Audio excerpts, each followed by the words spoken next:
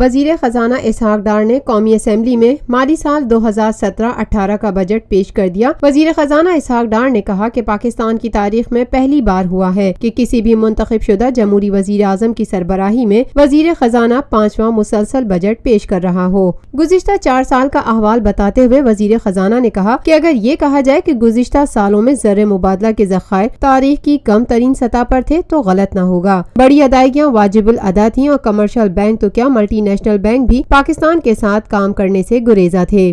Tax کی شرح 3.3% تھی اور اخراجات بہت زیادہ تھے۔ توانائی کا بحران حد سے زیادہ تھا۔ شہروں میں 12 سے 14 اور دیہات میں 16 سے 18 گھنٹے کی لوڈ شیڈنگ ہوتی تھی۔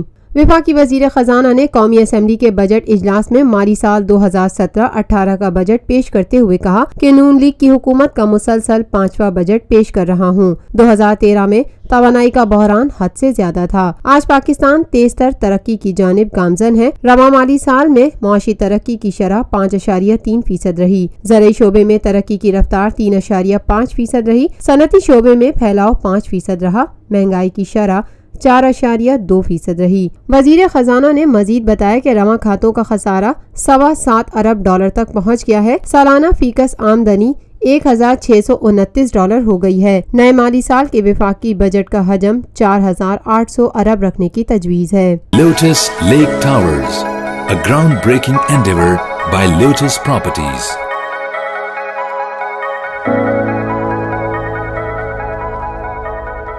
ملکی، بین الاقوامی، سماجی، سیاسی، تجارتی، ثقافتی، تفریحی، معلوماتی اور کھیلوں سے جڑی ہر چھوٹی بڑی خبر کا مرکز TNN TV۔